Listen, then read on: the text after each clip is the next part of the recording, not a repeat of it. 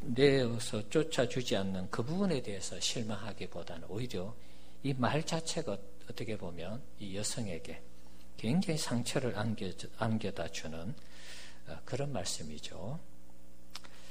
하나님 없이 살아가는, 정말 짐승같이 살아가는 이런 사람들에게는 내가 나누어 줄 능력이 없다, 이렇게 말씀하신 것입니다.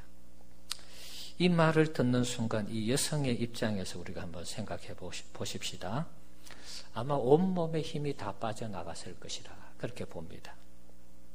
어느 정도 기대감을 가지고 희망을 가지고 예수님께 왔는데 예수님이 완전히 뜻밖의 다른 말을 하는 것입니다. 아마 이 여성은 속으로 이런 생각을 했을지도 모르겠습니다. 예수님이 이 정도밖에 안 되나? 예수님이라는 분이 이 정도밖에 말을 못하나? 이렇게 정말 몰상식하게밖에 말을 못하나? 아마 큰 마음의 이 상실감 또 절망감을 가졌을 것이라 그렇게 생각합니다. 하지만 이 여성이 온 목표가 무엇입니까? 어린 딸, 귀신 들린 어린 딸을 고치는 것이었습니다. 절망에 자신을 내맡기면서 한가롭게 자유롭게 그렇게 이 자리를 떠날 수 없는 그런 안타까운 사연이 있었습니다. 딸을 고쳐야 되기 때문에 절망이 어쩌면 이 여성에게는 일상이 되었을지도 모르겠습니다. 어린 딸, 귀신 들린 딸 고치기 위해서 할 수 있는 거 다 해봤겠죠. 그런데 안 되니까 예수님께 온 것 아니겠습니까? 하나의 희망의 끈을 가지고 왔는데 굉장히 절망적인 얘기를 하는 것입니다. 하지만 예수님의 이 말씀에 자신을 의탁하면서 자유롭게 그 자리를 떠날 수 없는 어머니의 그 안타까운 마음이 있는 것입니다. 자, 7장 28절을 보시면 이 문제가 어떻게 해결되는지 여러분 보셔야 되겠습니다. 자, 성경에 있는 말씀 7장 28절 읽어봅시다. 여자가 대답하여 이르되 주여 올소이다마는 상 아래 개들도 아이들이 먹던 부스러기를 먹나이다. 자, 주님 옳습니다. 그렇게 동의를 한 것입니다. 자, 지도 안 보여주셔도 됩니다. 주님 옳습니다. 개들도 아이들이 먹다가 흘린 부스러기 먹지 않습니까? 아이들이 떠난 자리에 부스러기가 있으면 개들이 달려와서 이 웬 떡이야 그러면서 달려와서 먹지요. 개들은 아마 그것이 부스러기인지도 모르고 먹을 것입니다. 그저 그것이 먹을 것이니까 좋아서 먹을 것입니다. 주님, 당신이 볼 때에 저의 삶은 정말 개와 같은 그런 삶을 살았습니다. 하나님 없이 내가 최고인 양 살았습니다. 하지만 어린 딸이 아픈 이후로부터 딸을 위해서 사는 인생, 딸을 위해서 헌신하는 정말 개 같은 그런 인생을 살았습니다. 저의 삶은 온데간데 없고 오직 딸을 고치기 위한, 남을 위해서 살아가는, 딸이 남은 아니지만 어쨌든 자신을 위해 사는 삶이 아니니까 딸을 고치기 위한 삶을 사는 것이죠. 집의 짐승이 누구를 위해서 있습니까? 개 자신을 위해서는 있지 않죠. 주인을 위해 있는 것입니다. 때로는 집을 지키고 때로는 여름날이 되면 먹잇감이 되는 것입니다. 참 안타까운 사연이지만 말입니다. 개는 개 자신을 위해서 있지 않습니다. 어떻게 보면 이 여성이 예수님의 비유는 이방인의 비유로 말씀하신 것이지만 이 여성 입장에서는 자신의 인생이 없는 것입니다. 딸을 위해서 있고 딸을 위해서 자기 인생을 희생하고 헌신하는 것입니다. 그런 측면에서 이 여성도 예수님이 의도하는 그런 의도는 아니었지만 자기가 느낄 때는 그렇게 짐승 같은 삶을 산다. 그렇게도 볼 수 있는 것입니다. 개 같은 삶이 어떤 삶인지 잘 압니다. 주님, 개라도 조사오니 저의 딸에게 유대인들에게 고쳐주고 남는 부스러기 치유의 능력이라도 있으면 던져주십시오. 그것을 흘려주십시오. 그럼 그것을 가지고 내 딸에게 먹여서 살리겠습니다. 주님이 주시는 능력이라면 그것이 부스러기라도 좋으니까 남겨주셔서 제게 좀 주십시오. 그런 안타까운 애원하는 마음으로 예수님을 끝까지 붙잡는 것입니다. 예수님이 던져주시는 부스러기 은혜는 우리 가정에, 우리 딸에게, 저에게 최고의 희망의 이 부스러기고, 우리 인생에게 있어서, 우리 가정에 있어서 이 부스러기는 우리에게 마지막 남은 소망입니다. 네, 그런 마음으로 예수님께 부스러기 은혜라도 있으면 주십시오. 이렇게 간청했습니다. 참 놀라운 믿음이죠. 우리 성도님들 주님 앞에 이런 믿음을 가지고 나가 본 적이 있습니까? 여러분의 모든 자존심을 송두리째 허물어 버리시는 주님의 어떤 그 모습 속에서 여러분이 마지막 주님 앞에 놓지 않는, 희망의 끈을 놓지 않고 주님 앞에 여러분이 간구할 수 있는 그런 어떤 기도의 내용들이 있느냐 하는 것입니다. 오직 주님의 은혜와 긍휼만을 기대하며 주님 앞에 나가 본 적이 있습니까? 얼마 전에 했던 드라마 속에서 그 내용 중에 하나 기억나는 내용이 이런 내용이 있습니다. 어떤 여자 의사가 있는데 이 여자 의사를 이용하는 교수가 있습니다. 환자를 살려야 되는데, 그런데 이 교수는 이 여자 의사를 이용해서 자기의 출세를 꿈꾸는 그런 의사입니다. 그런데 이 여자 의사는 그걸 알고 있어요. 자기 위에 있는 교수가 자기를 이용해서 출세하려고, 성공하려고 하는 걸 알고 있습니다. 그런데 이 여자 의사 입장에서는 누군가를 살릴 때, 병을 고쳐줄 때, 치료해 줄 때 자신은 누군가에게 이용당해도 사람을 살릴 수만 있다면 얼마든지 내가 이용당해도 괜찮다. 그런 대사를 하는 것을 들었습니다. 진정한 의사죠. 사람이 나를 이용해서 누군가 출세해도 내가 의사니까 죽어가는 사람이 있다면 내가 고쳐야 되지 않겠느냐. 그 내용을 들으면서 참 많은 생각을 했습니다. 요즘 이국종 교수가 북한에서 넘어온 뭐라 그럴까요? 기순용사죠. 기순병사.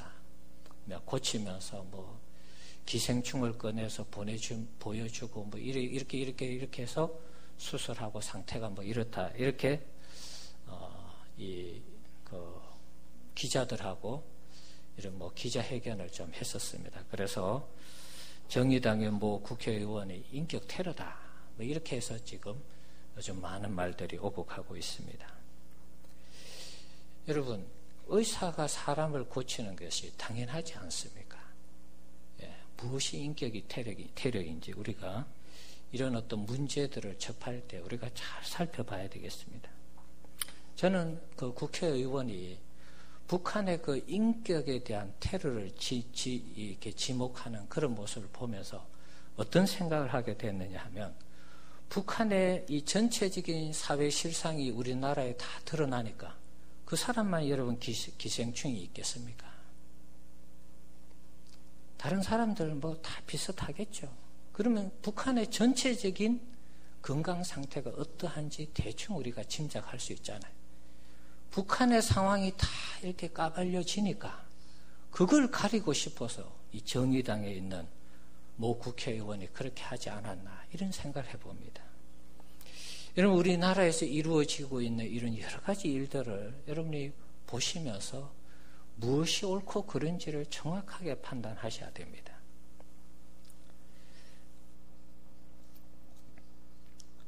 자, 우리 성도님들, 주님께서 내 문제를 해결해 주신다면 내가 어떤 수모를 받아도 괜찮다라고 그렇게 생각해 보신 적이 있습니까? 그때마다 내 인생의 문제를 아뢰어서 하나님이 해결하시는 은혜를 체험해야지, 그런 사모하는 마음을 가지고 여러분 나오셔야 됩니다. 특별히 예수님께 이 문제를 맡기면, 내 인생의 문제를 하나님께 고하면 하나님이 해결하시고 예수님이 응답하시는 이런 은혜를 여러분 반드시 체험을 해야 되겠습니다. 때로는 여러분이 예수님 앞에 나왔을 때 내 인생의 문제를 얘기하고 집에 두고 온 문제를 얘기했을 때 얼토당토하게 하나님이 역사하는 경우도 있습니다. 전혀 뜻밖의 말씀을 하실 때도 있습니다. 그때도 여러분이 물러서지 않고 예수님께 여러분의 믿음을 보일 수 있는 그 믿음의 고백을 여러분 해야 되는 것입니다. 때로는 우리의 자존심을 무너뜨리는 예수님이 우리를 테스트하고 시험하는 이런 일들도 있을 것입니다. 우리 집에 두고 온 문제를 위해서 기도할 때 여러분의 내면에 이런 음성이 들릴 수 있습니다. 너의 죄 때문에 그 문제가 해결되지 않는 거예요. 너가 하나님 앞에 보이는 그 신앙의 수준으로는 그 문제가 해결되지 않아. 그런 음성이 여러분 안에 들릴 수 있습니다. 너의 게으름과 나태함과 너에게 있는 어떤 여러 인격의 장애들 때문에 그 문제를 하나님이 해결해 주시지 않아. 이렇게 음성이 들릴 수도 있습니다. 너의 지나친 사치나 믿음 없는 행동이나 쉽게 넘어지는 우리의 신앙과 믿음을 보면서 그것 때문에 너가 그 문제를 해결받지 못하고 응답을 받지 못하고 계속해서 그렇게 어려운 신앙생활을 하는 거야. 아마 예수님이 우리 음성에 그런 우리 스스로를 자책하는 그런 음성이 들릴 때도 있을 것입니다. 그때 여러분 거기에 순응하면 안 되는 것입니다. 이 여성처럼 맞습니다라고 고백은 할 수 있습니다. 주님 맞아요. 저는 그 정도밖에 안 됩니다. 저는 약하고 부족하고 연약하고 늘 죄를 먹고 마시며 제 가운데 살아가는 인생입니다. 하지만 주님, 제가 주님의 자녀가 아닙니까? 주님의 백성이 아닙니까? 제게 주님께서 허락하시는 그 부스러기 은혜라도 정말 떳떳하고 당당하고 받기에 부족함이 없는 그런 자녀는 아니지만 주님이 가지고 있는 마지막 그 부스러기 은혜라도 있으면 제게 주십시오. 네, 그 은혜로 제가 다시 살아갈 수 있도록, 그 은혜로 다시 회복될 수 있도록, 그 은혜로 다시 일어날 수 있도록 주님 나에게 은혜를 주시옵소서. 그렇게 기도하셔야 되는 것입니다. 우리 마음속에 찾아오는 그런 음성들은 사실은 천사를 가장한 사탄의 역사입니다. 하나님 앞에 서지 못하게 하고 하나님 앞에 기도하지 못하게 하고 하나님 앞에 길을 가로막는 그런 사탄의 음성들입니다. 때로는 주님이 우리를 정말 이 여성처럼 테스트하고 시험하기 위해서 그렇게 말씀하실 때도 있습니다. 너는 그 정도 수준으로는 내한테 아무것도 기대하지 마라. 이렇게 우리 주님이 우리를 보시면서 얘기하실 때도 있을 것입니다. 그러나 여러분 거기에서 물러서면 우리는 아무것도 얻을 것이 없습니다. 우리의 유일한 소망은 하나님밖에 없습니다. 그래서 여러분이 물러서지 마시고 그렇습니다 주님, 저는 그런 정도밖에 안 되고 이렇게 연약하고 나약하고 부족한 것밖에 없습니다. 그래서 죄인이지 않습니까? 그래서 주님 앞에 용서받아야 할 자이고 주님 앞에 긍휼을 입어야 할 자이고 기도할 때마다 주님만이 나의 힘이고 능력이십니다. 우리가 그렇게 고백해야 되는 것입니다.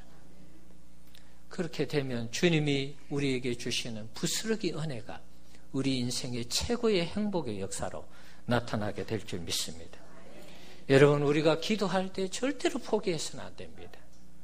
여러분이 하나님을 섬김에 있어서 자꾸 섬기기를 포기하고 중단하게 하고 힘들게 하고 낙심하게 하는 일들이 있습니다. 그래도 여러분 주님 붙잡으셔야 됩니다. 어떤 경우에는 쉽게 응답하신 경우도 있죠. 그러나 어떤 경우에는 참 힘들게 어렵게 응답하시는 그런 부분들도 있습니다. 그러니까 여러분 인내하시면서 주님을 붙잡는 그 믿음을 놓지 마시기 바랍니다. 누가복음 18장에 원한 맺힌 과부의 기도가 있습니다. 나의 원한을 풀어주소서, 풀어주소서. 재판장이 볼 때에 제가 자신이 볼 때는 안 들어줘도 무방해요. 그런데 날마다 찾아와서 애원하고 원한을 풀어달라고 하니까 귀찮아서 들어줍니다. 하나님이 그것을 기도에 낙심하면서 기도하지 않는 자들에 대한 비유로 예수님이 그것을 말씀해 주셨죠. 여러분에게 있는 여러분 가정에 두고 온 문제, 여러분 절대로 포기하지 마시고 주님 앞에 계속 기도하십시오. 네, 주님이 우리의 기도와 우리의 말과 우리의 믿음을 보시고 언젠가는 주님의 때에 반드시 이루어지게 하시는 그런 은혜가 있을 줄 믿습니다. 여러분의 인생의 모든 문제가 예수님의 능력으로 해결되는 그런 은혜가 있기를 축원합니다. 예수님의 부스러기 은혜로 여러분의 문제, 특히 집에 두고 온 문제가 해결되는 그런 은혜의 역사가 있기를 주님의 이름으로 축원합니다. 여러분의 가정에 두고 온 문제, 오늘 이 시간 우리 주님께서 해결해 주시는 그런 능력이 있기를 주의 이름으로 축원합니다. 여러분의 문제 예수님의 이름으로 해결될 것입니다. 예수님의 능력으로 회복될 것입니다. 끝까지 믿음을 가지고 놓지 마시고 예수님 끝까지 붙잡으셔야 됩니다. 그러면 예수님께서 해결해 주시는 것입니다. 오늘 여러분 제목을 보시면 그 순서들을 한번 적어봤습니다. 여러분의 집에 두고 온 문제가 있습니다. 기대감을 가지고 교회에 오고 예수님께 기도하고 하나님께 의지합니다. 때로는 실망스럽고 절망적인 상황이 안 좋은 그런 상황 속으로 환경으로 내몰릴 수 있습니다. 그러나 우리가 끝까지 이 여성처럼 주님 의지하고 내가 이런 상태지만 그래도 주님 의지합니다. 믿습니다. 나를 도와주실 분은 주님밖에 없습니다. 부스러기 은혜라도 주시면 내가 이기고 극복하고 회복될 줄 믿습니다. 그런 믿음으로 주님 앞에 나오면 마지막에 있는 것처럼 주님께서 우리 인생의 문제, 집에 두고 온 문제, 우리가 기도 응답을 바라는 그 모든 문제까지 해결해 주시는 그런 역사가 있게 될 줄 믿습니다. 여러분 꼭 믿음으로 승리하시기를 주의 이름으로 축원합니다.